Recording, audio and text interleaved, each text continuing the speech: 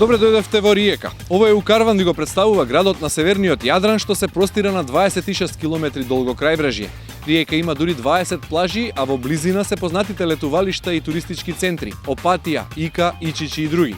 Риека е важен пристаништен, индустријски и транзитен центар кој за да им го направи поудобен животот на риечани и престојот на туристите, особено последниве години многу внимание посветува на заштитата на животната средина. Еден од позначајните проекти е замената на автобусите од градскиот превоз, кои што возат на нафта со возила на природен газ. До сега се заменети 50 автобуси, а целта е да се намали потрошувачката на гориво и емисијата на штетни гасови за 35%.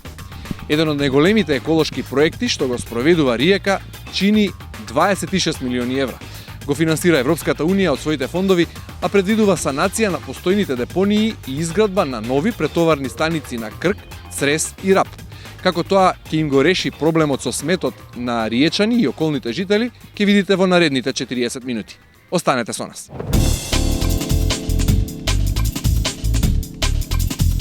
Пристаништен, индустријски, транзитен и административен град. Во Риека се одвиваат сите функции што предизвикуваат разни притисоци врз животната средина. За прифатливи животни и работни услови неопходно е да се обезбеди одржлив развој.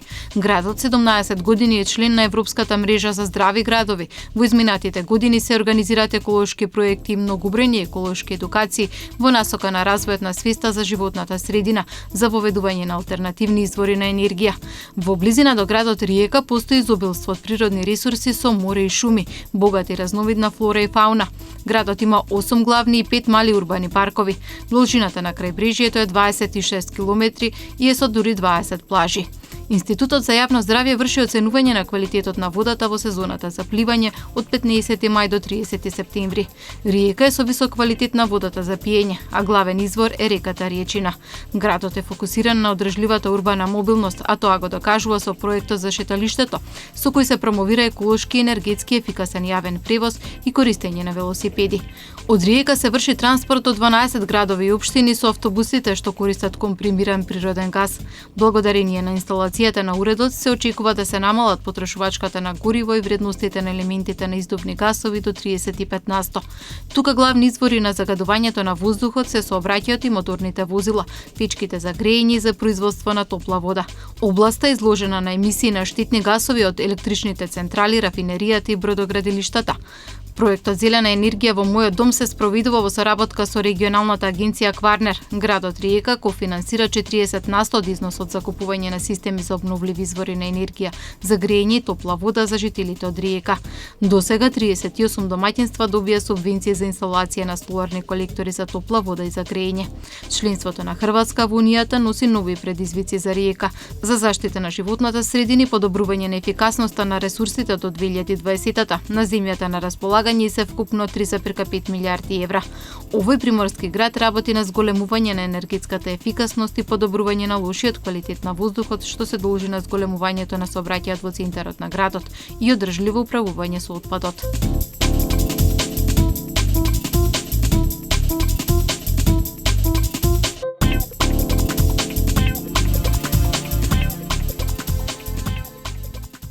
Во оваа зграда во центарот на Риека, на пешачката зона на улицата што се вика Корзо, до пред еден век била сместена најголемата банка во градот. Денес таа е градска куќа и во неа работи градската администрација на чело со градоначалникот Војко Оберснел. Тој на таа должност е 15 години и должината на мандатот го прави најповикан да ни ја представи Риека и активностите што неговиот тим ги презема за овој град на северот на Јадран да ги исполни сите европски еколошки стандарди.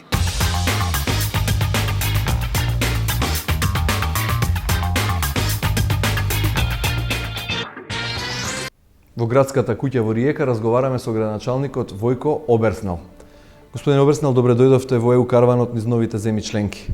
Добар дан и добро дошли у Риеку. Каква е вашата визија за европска Риека? Што се смени во градот во овие 2,5 години од како Хрватска стана дел од Европската Унија? Па, mi smo, pripremajući se za ulazak u Europsku uniju, donijeli strategiju razvoja grada Rijeke, koja se podudara sa strategijom razvoja Europske unije, znači period od 2014. do 2020. i nastojali smo sve ono što su nekakvi prioriteti Europske unije u tom 7-godišnjem razdoblju definirati kroz našu strategiju. Tako da po toj strategiji mi vidimo Rijeku kao snažno prometno čvorište, pozicionirano na svjetskoj karti, jačanjem upravo riječkog prometnog pravca. Zatim vidimo Rijeku sa snažnim i konkurentnim gospodarstvom temeljenim na novim tehnologijama uz suradnju sveučilišta i riječkog gospodarstva, odnosno poduzetnika. I treći cilj strategije je, dakle, ulaganjem u društvene djelatnosti osigurati veću kvalitetu i socijalnu sigurnost svim građanima. Колку градот посветува внимание на туризмот? Има ли градот доволно туристичка инфраструктура да ги задоволи потребите на пребирливите туристи кои во голем број доаѓаат во Хрватска? Pa u svojoj ne tako davnoj prošlosti Rijeka je uglavnom bila prepoznata kao velika luka, industrijski grad i nekako tranzitno središte u kojem se turisti puno ne zadržavaju. Nakon svih ovih procesa koji su se desili u tranziciji, shvatili smo da turizam može biti jedna vrlo propulzivna gospodarska grana i tu smo zajedno sa turističkom zajednicom poticali različita događanja, manifestacije, prezentacije, znači povijesti Rijeke, industrijske baštine. I u principu to je rezultiralo time da u zadnjih nekoliko godina imamo trajno povećanje broja turista, a paralelno s time i povećanje broja zaposlenih u turizmu. U samo nekoliko godina u Rijeci se otvorilo 13 novih hostela, obnovljeni su svi hoteli i evo za koji mjesec će započeti izgradnja jednog novog velikog turističkog kompleksa na zapadnom dijelu grada, a već sam spomenuo da u kontekstu, znači, ovog središta, dakle, gdje je bila nekada ova tvornica šećera, također se predviđa izgradnja još jednog hotela. U ovom trenutku su objektivno kapaciteti, turistički kapaciteti u Rijeci premali u odnosu na broj turista koji dolaze i vjerujem da će to i poduzetnici prepoznati i više se orijentirati prema gradnji turističkih kapaciteta. Građani su to dobrim dijelom već prepoznali, tako da imamo jako veliki broj ljudi koji se bave iznajmljivanjem kuća ili soba, što je bilo praktično nezamislivo pred nekoliko godina, a sada su to apartmani koji su, za razliku od recimo onih klasičnih turističkih mjesta, puni gotovo cijelu godinu. Dakle, u Rijeci nema toliko naglašenog sezonskog turizma koji bi bio vezan samo za ljeto. Ovdje dolaze ljudi gotovo cijelu godinu. Zimi je veliki karneval koji privuče na stotine tisuća posjetitelja.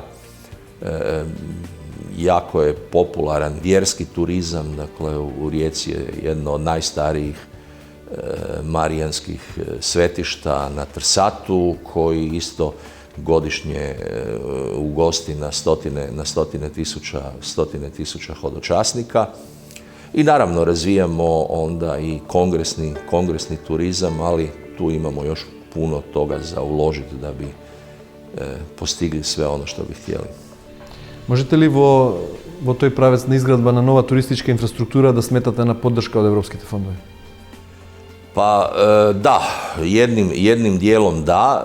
Naravno, gradnju hotela i drugih smještajnih kapaciteta moraju realizirati poduzetnici, dakle to je privatna inicijativa.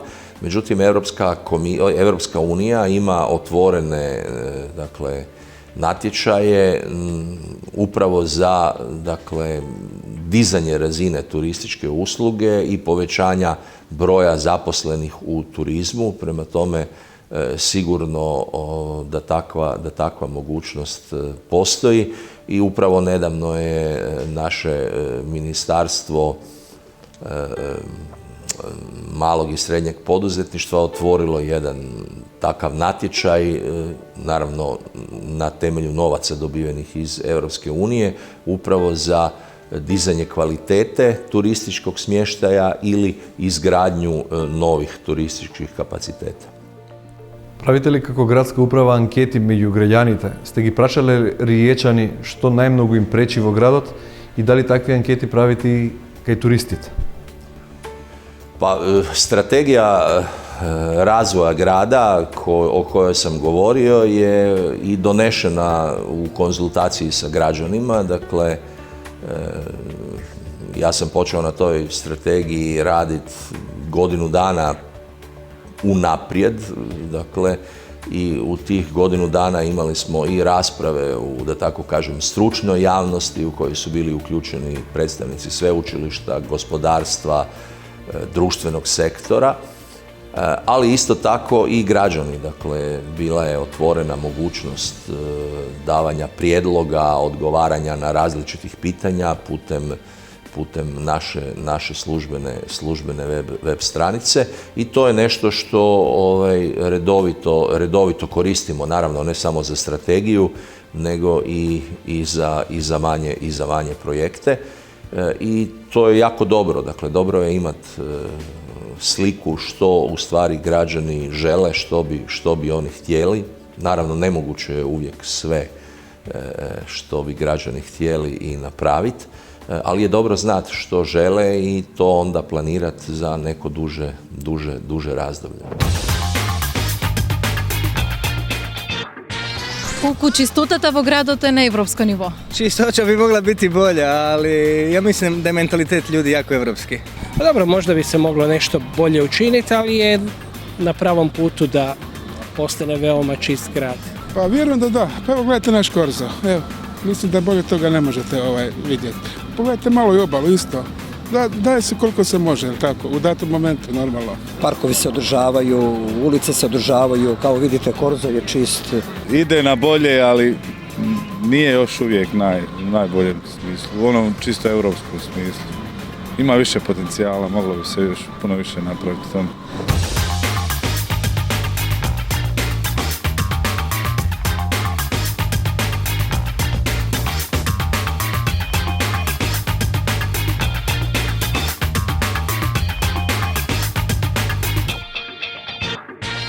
Разговор со господинот Душан Шчулац, директор на регионалниот центар за управување со отпад. Ке може ли кажете повеќе детали за еден од најголемите еколошки проекти во Риека? Тоа е оној кој се финансира со пари од европските фондови, станува збор за околу 26 милиони евра за изградба на нов отпаден центар. Da, zapravo ukupna investicija je negdje oko 35 milijuna eura i to bez pretovarnih stanica i Europa sufinancira bespovratno financira 71%. Znači 70% od 35 milijuna eura Europa daje bespovratno, što znači da će i cijena gospodarenja otpadom koju plaćaju svi stanovnici biti proporcionalna manja za ovaj dio koji Europa daje bespovratno. Da smo to koristili kreditna sredstva ili neke druge izvore, jasno da bi morali vraćati kredite i tako dalje i da bi sama cijena gospodarenja otpadom bila veća nego što će biti. Jasno da ovaj način zbrinjavanja otpada će biti nešto skuplji nego što je sada. Naime, do pred 10 godina se i ovdje prikupljao otpad i na neki način kontrolirano odlagao i zatrpavao zemljom. Jasno, ovo je jedan suvremeniji način koji košta. Ovdje se vodilo računa o zaštiti zraka, o zaštiti tla. Nema nekontroliranog otjecanja odsjednih voda, nema nekontroliranog onečišćenja zraka. Prema tome, za izgradnju ovog centra korišteni su, rekao bih, čak jedni od najrigoroznijih ekoloških mjera koje Europa propisuje. Da se nije na taj način projektiralo i Europa ne bi sufinancirala ovaj projekt. Naime, korištene su i poštovane su sve direktive Europske unije, jer je sam projekt počeo i prije nego je Hrvatska bila u Europi. Ovaj projekt je financiran iz predpristupnog fonda Europske unije. Znači, dok je Hrvatska bila kandidat za ulazak u Europu. Čini mi se da je takav slučaj sad i sa Makedonijom. Prema tome, kada jednom država uđe u Europu, onda se koriste drugi takozvani kohezioni fondovi. Prema tome, i prije nego je Hrvatska bila u Europi, ovaj projekt je poštivao sve evropske direktive na temu ekologije, zaštite okoliša. Ве молам, објаснете ни како е организиран процесот на собирање, пренос, одложување и преработка на сметот во риека и во околината.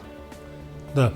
Evo, nalazimo se u Županijskom centru gospodarenja otpadom koji se gradi, koji je upravo pred završetkom i u njemu će se gospodariti, odnosno prerađivati otpad sa cjelokupnog područja Primorsko-goranske županije. To je otprilike 300.000 ljudi, odnosno stanovnika. Primorsko-goranska županija je zanimljiva županija jer ima 4 otoka u svom sastavu, ima takozvani Gorski kotar, to je planinsko područje, i ima priobalni pojas. Znači, kad govorimo o gospodarenju otpadom, govorimo o takozvanom integralnom sustavu gospodarenja otpadom, kod kojeg je centar za preradu otpada jedan od najbitnijih dijelova. Jasno, u cijelom sustavu su vrlo bitni građani koji stvaraju otpad i koji na mjestu stvaranja otpada otpad selektiraju. To je takozvana primarna selekcija. Ono što se ne uspije odvojiti od korisnih dijelova otpada, dolaze komunalna poduzeća, preuzimaju taj otpad, dovoze ga ovdje kod nas na centar gospodarenja otpadom. Moram reći da općine i gradovi koji su bliže centru sami dovoze otpad, a udaljeniji krajevi županije kao što su otoci i Gorski kotar imamo 5 pretovarnih stanica, znači komunalna poduzeća skupljaju otpad, dovoze do pretovarnih stanica gdje se iz manjih prevoznih sredstava pretovaruje u veća, naša, i onda sa pretovarnih stanica veći kamioni otpad dovoze ovamo kod nas. Kad otpad dođe kod nas, on se u takozvanom postupku biološko-mehaničke obrade prerađuje, koriste se sva njegova korisna svojstva.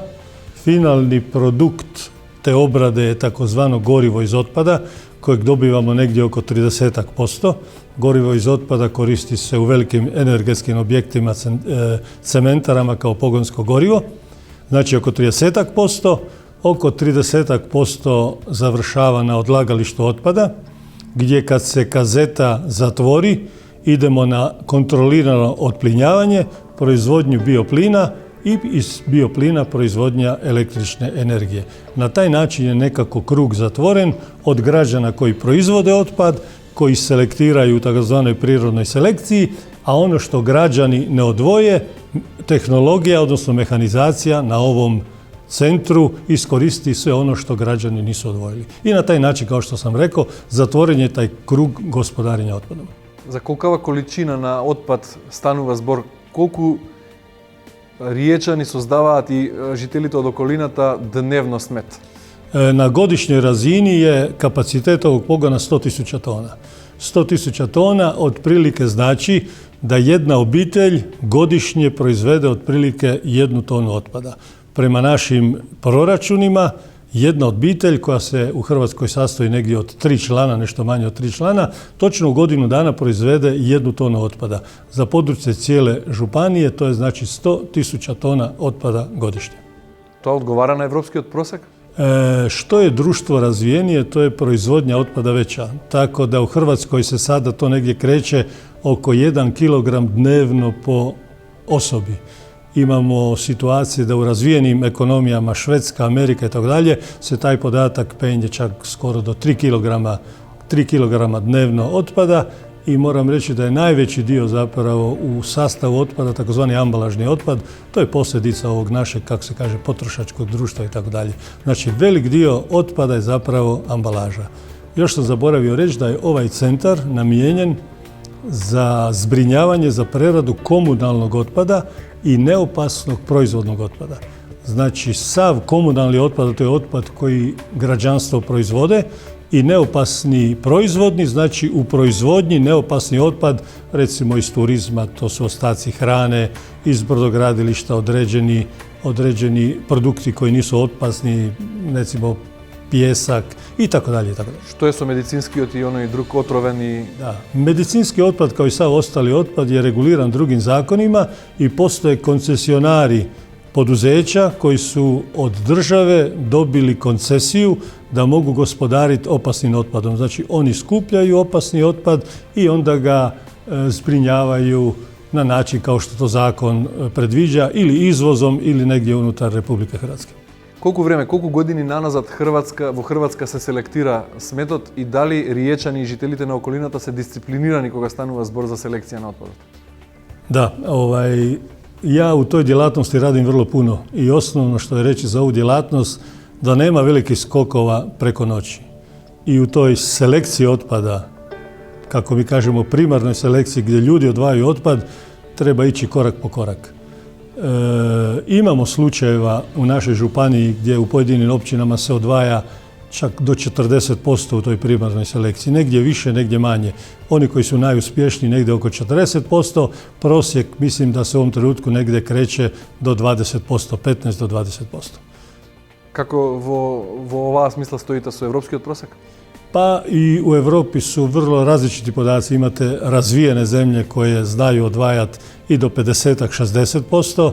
Nakon toga, po mom mišljenju, čak dolazi u pitanje ekonomski, da tako kažem, pokazatelji takvog odvajanja, jer su ulaganja toliko velika da je pitanje da li ekonomski pokrivaju troškove. Zato ovdje imamo instaliranu tehnologiju koja ono što građani ne uspiju odvojiti, ovdje strojevi odvoje. Pa mislim da je to jedna sretna kombinacija da se kroz edukaciju i ekonomsku stimulaciju ljudi na način da što manje otpada proizvedeš manje i plaćaš i kroz edukaciju odvoji recimo do 30-40%, a za ostalo će se pobrinuti tehnologija na našem centru. Da li во секој случај се зголеми еколошката свест со влезот на Хрватска во Европската унија или последниве години и во таа смисла дали Риека и околината денеска се почисти и поздрави животни средини? Pa u našoj zemlji se sve više jasno vodi računa o ekologiji, pa tako i o zbrinjavanju smeća. Unatrag 15 godina počeli su u Hrvatskoj velike aktivnosti na odvojenom skupljanju otpada.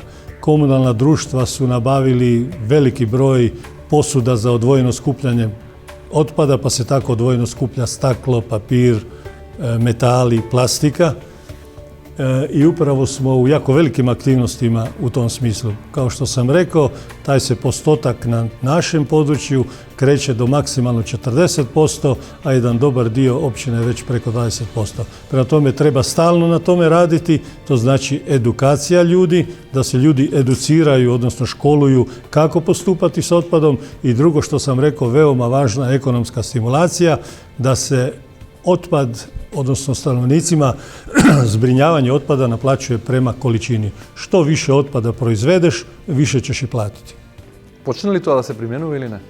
Počelo se u Hrvatskoj primijeniti, u tom smislu imamo i zakonsku regulativu koja određuje da se otpad mora naplaćivati ili prema volumenu ili prema težini. Uglavnom se na području Hrvatske naplaćuje otpad prema volumenu pojedinih posuda za otpad. Kako to go prihvatija građaните? Da li se navikna na novite pravila? Kao što sam rekao, to je jedan postupak koji traje. Možemo reći da smo i mi ovdje imali one porodiljne, da tako kažem, poteškoće. Međutim, kako vrijeme teče dalje, građani su sve discipliniraniji i rezultati u tom odvojenom skupljanju otpada su sve bolji i bolji.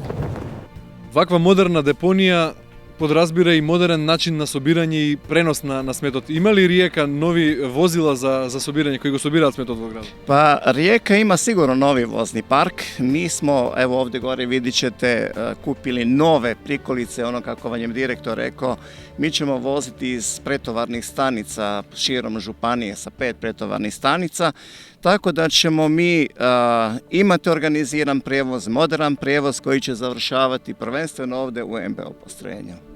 Се случува ли во депонијата да стаса отпад со кој вие самите не знаете што да правите? Знаат ли риечани да фрлат некој голем кабаст отпад, например, да е тоа мебел или некој градежен шут, например? Pa gledajte, Rijeka je razvila i reciklažna dvorišta, tako da u principu sve ono što se kontrolira, sve ono što se može vidjeti, to završava prije svega na reciklažnim dvorištima. Ipak, za svaki slučaj mi imamo ovdje iza nas reciklažno dvorište koje je privremeno će biti odloženo i onda će se vratiti u reciklažno dvorište. Има ли правила кои утврдуваат колкав процент на зеленило треба да има во рамките на една депонија или во незината околина? Pa nažalost mislim da nema još uvijek, ali probat ćemo i to uspostaviti. Гледам доста зеленило околу, например. Pa ovo je zaštitni pojas koji smo mi sami predložili, cirka je negdje 50, širina je 50 metara. Smatramo da kad se razvijemo to zelenilo, on će biti najprije optička prepreka da ljudi gledaju ovakvu jednu građevinu, a s druge strane mislim da ćemo reducirati i miris ako se bude pojavio. Непријатна миризба, чести протести на населението од Риека и околината. Сметот се посипува со земја, но тоа не помага да се намалат закадувањето и миризбата, па затоа се чести протестите на населението. Се во ова е веќе минато, а проблемите се надминати со депонијата Маришчина кај Риека. Била отворена во 1964 година и овде се носел целиот отпад од регионот. Со влегувањето на Хрватска во ЕУ, овој приморски град го смени однесувањето кон животната средина. По половина век од постоењето на депонијата, на исто место е отворен современ центар за управување со отпад кој ги исполнува строгите еколошки стандарди на Европската унија и националната стратегија и план за управување со отпадот. Фабриката со напредна технологија обработува 65% од собраниот отпад. Тука се одложува само 35% од нетретираниот смет. Депонираниот отпад сега се користи како алтернативен извор на енергија. Интегрираниот систем за управување со отпад вклучува изградба на 5 претоварни станици на островите Раб, Крк, Црес и Нови Винодолски. Оттаму комуналниот отпад се пренесува до Маришчина. Со оглед на тоа дека отпадот се наплаќа за килограм, локалните комунални предпријатија ќе имаат поттик за негова поголема селекција. Маришчина ги покрива потребите на 300.000 луѓе од Риека и околината. Со отворањето на центарот, во рок од една година треба да се санираат и затворат сите депонии во округот. Со изградбата на Маришчина се решава прашањето за управување со отпад во овој дел на Хрватска. Со 26 милиони евра, Центарот за управување со отпад е финансиран од ИПА. За реализација на проектот се користени средства од Националниот фонд за заштита на животната средина, од локални фондови и од градот Риека. Со изградбата на центарот намалено и количеството на биоразградлив отпад што завршува на депониите. Со примена на нови техники се обезбедуваат значително поголеми количество отпад кој може да се користи. Третманот на комуналниот отпад е еколошки процес. Значително придонесува за намалување на волуменот и на масата на отпадоците, го минимизира хигиенскиот и епидемиолошкиот ризик, а помала и непријатната миризба. Од 100.000 кубни метри отпад колку што пристигнува во Маришчина, се обработуваат околу 35% и се претвораат во гориво. Ова е единственото место во Хрватска што ги почитува сите закони и европски еколошки стандарди. Употребата на отпадот и неговото селектирање не е само прашање на усогласеност на хрватската и легислативата во Европската унија. Станува збор за постигнување на одржлив развој и заштита на околината. Високата еколошка свест на риечани и грижата за животната средина е важна за новиот систем за отпадот да функционира правилно. До сега во Европа се изградени повеќе од 300 вакви центри. Сите поседуваат еколошка дозвола со јасно дефинирани услови за работа. Се следи нивното влијание врз животната средина. До крајот на 2018 година во Хрватска треба да бидат отворени сите 13 центри за управување со отпад. Хрватското членство во ЕУ носи значајни подобрувања во областа на животната средина. Подигнати се еколошките стандарди со воведување на модерни инфраструктурни системи за управување со отпадот и водите и заштита на воздухот. Високите трошоци за изградба на комунална инфраструктура и други инвестиции со цел да се задоволат еколошките стандарди на ЕУ во текот на следната деценија ќе чинат Хрватска околу 10 милијарди евра. Поголемиот дел од парите ќе бидат покриени од страна на структурните фондови. Како избрана локацијата за постоечката депонија и за новиот отпаден центар и дали во таа смисла имавте проблем со околните жители? Pa jedan od najtežih problema bilo je pronaći adekvatnu lokaciju. Kad se birala lokacija, onda se najviše vodilo računa o zaštiti podzemnih voda, pitke vode. Prema tome, ova lokacija se nalazi u 4. zoni ili čak izvan zone zaštite voda i jedan od bitnih kriterija je bilo da područje nije posebno štićeno s aspekta pitkih voda. Bilo je predloženo, čini mi se, 7 lokacija. Svaka lokacija je bodovana po određenim kriterijima i zabrana je ova lokacija Marišćina na kojoj se sada nalazimo. Jasno, bilo je protesta lokalnog stanovništva, kao što i svi znamo, postoji onaj NIMBY efekt, not in my backyard, nitko ne želi jasno otpad u svom dvorištu. Međutim, ekološke norme koje su ovdje primjenjivane, kao što sam rekao, omogućit će da stanovnici okolnih mjesta ne bi smjeli imati nikakvih loših posljedica od ove tvornice za preradu otpada. Moram reći da se najbliže naselje nalazi negdje oko 500 metara zračne linije od ove zone, da će zona biti okružena takozvanim zelenim pojasom i da takva postrojenja, slična ili gotovo ista koja smo vidjeli, a izgrađena su u Italiji, posjetili smo ih nekoliko, nema nikakvih posljedica za okolno stanovništvo.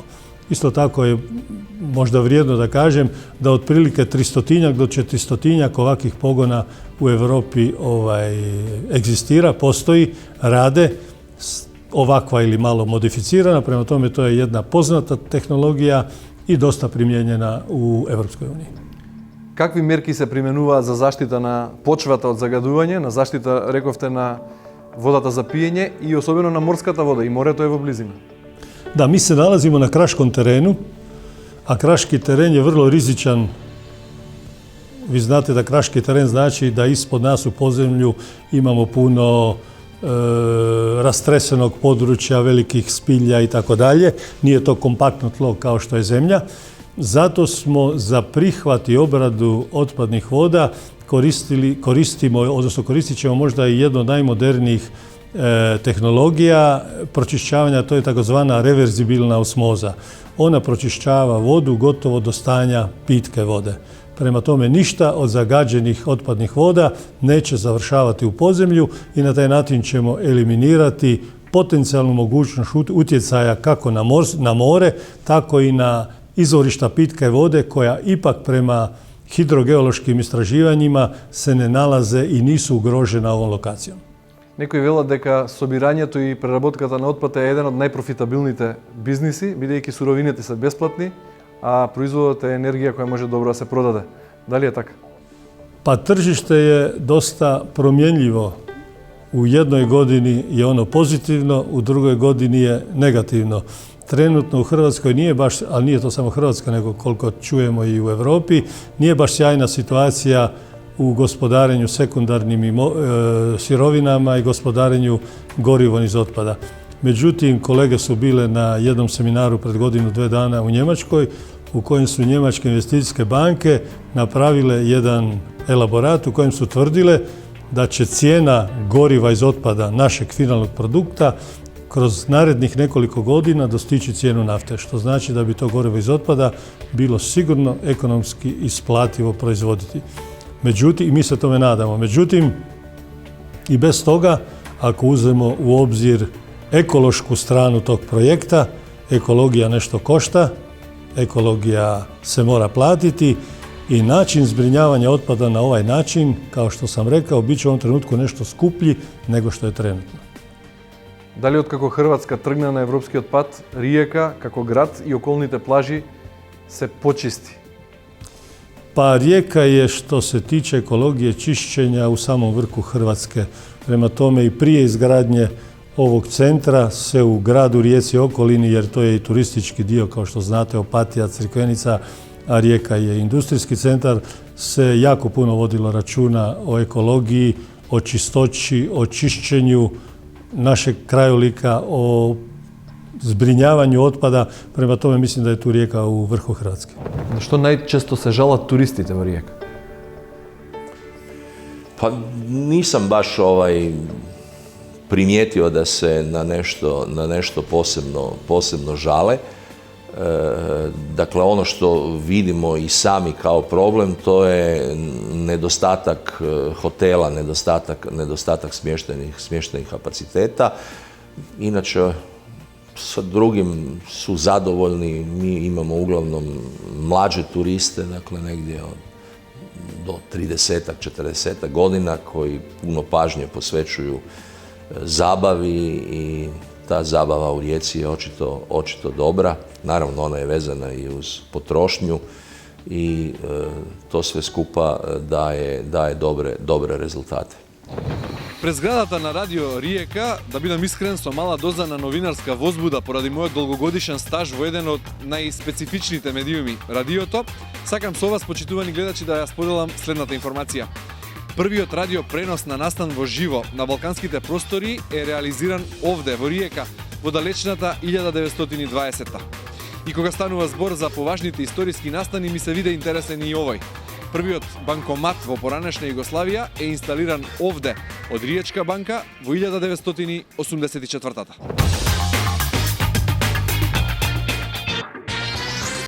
На колку пари сметате во периодот 2014-2020? Кој е главен предизвик за градот? Кои ќе бидат главните проекти во периодот што престои? Pa, uglavnom su oni vezani, dakle, na daljnje dizanje konkurentnosti Riječke luke.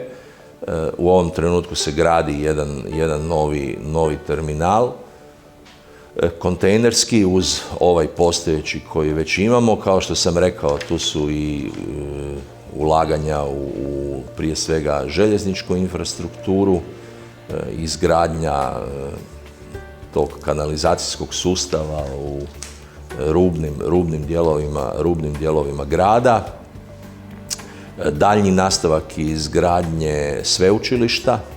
Dakle, u ovih nekoliko godina smo oformili kampus, dakle, nastojimo sve fakultete staviti na jedno mjesto. Do sad smo završili prvu fazu, dakle, evo sad upravo se momentalno gradi veliki studentski dom i to je projekt koji mora biti gotov do 2020. I isto tako izgradnja nove sveučilišne bolnice koja je na neki način i započela pred nekoliko tjedana, a koja će se isto graditi otprilike do 2020. godine. To bi bili neki od onih najvećih projekata koje ćemo realizirati u ovom ciklusu do 2020. Градот во кој природата не ги штедела своите убавини не заслужува други епитети освен здрава, зелена и чиста Риека. На крајот од оваа епизода неколку збора и за проектот Адрија План. Целта е собирање и размена на податоци за квалитетот на водата за одржливо управување со морето. Риека е еден од паметните медитерански градови чија крајна цел на сите мерки што ги презема е да го продолжи животниот век на своите жители. Довидување.